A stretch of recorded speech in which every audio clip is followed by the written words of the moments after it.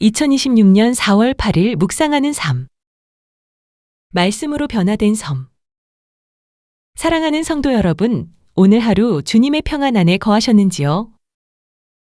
남태평양의 끝없는 망망대해를 지도에서 가만히 짚어보다 보면 먼지 한 점처럼 외롭게 떠있는 피카린이라는 작은 섬을 발견하게 됩니다. 지금으로부터 아주 오래전인 1790년, 바운티오라는 배에서 끔찍한 선상 반란을 일으켰던 9명의 선원이 쫓기듯 이 외딴 섬에 숨어들었습니다.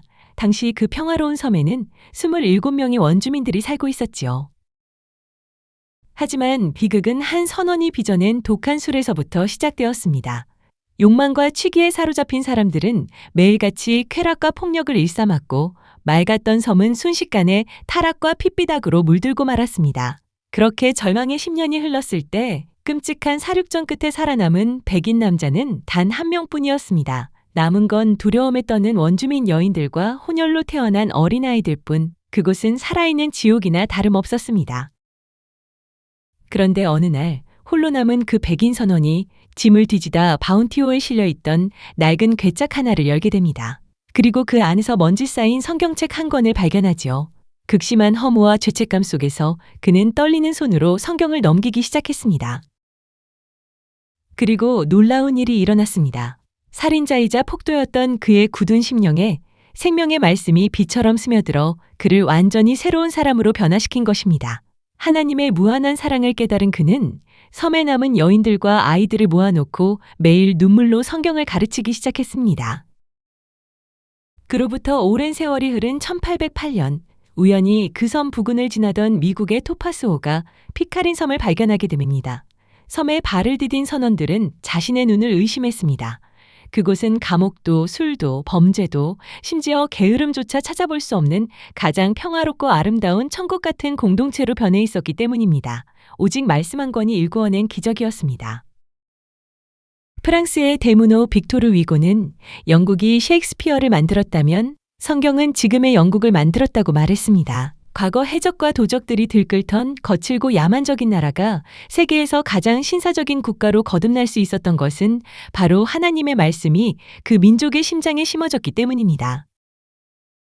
사랑하는 여러분, 성경에는 이토록 한 사람의 영혼을 송두리째 뒤집어 엎고 나아가 한 사회와 국가를 변화시키는 압도적인 생명의 능력이 있습니다. 죄악과 방탕함의 밑바닥을 뒹굴던 성 어거스틴도 고아들의 아버지가 된 조지 뮬러도 진리의 말씀 앞에서 완전히 새로운 피조물로 거듭났습니다.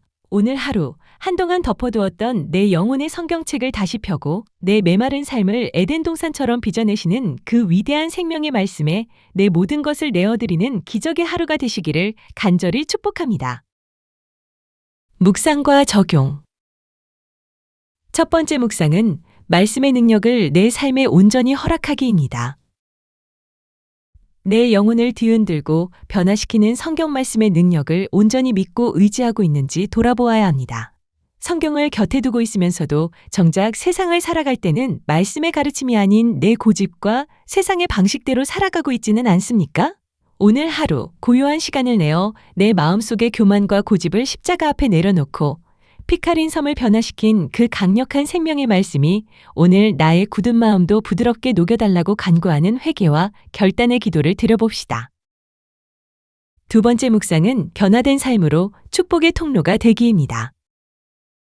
말씀으로 변화된 단 한 명의 선원이 지옥 같았던 섬을 천국 같은 공동체로 바꾼 것처럼 나의 삶이 가정과 직장 속에서 선한 영향력을 흘려보내고 있는지 돌아보아야 합니다. 나는 주님의 사랑을 입으로만 말하며 정작 이웃에게는 무관심하게 살아가고 있지는 않습니까? 내가 매일 읽고 묵상하는 그 은혜의 말씀이 내 삶의 따뜻한 언어와 친절한 행동으로 나타나도록 오늘 내게 주어진 삶의 자리에서 주변의 한 사람에게 진심 어린 사랑과 섬김을 실천하는 복된 하루를 살아봅시다.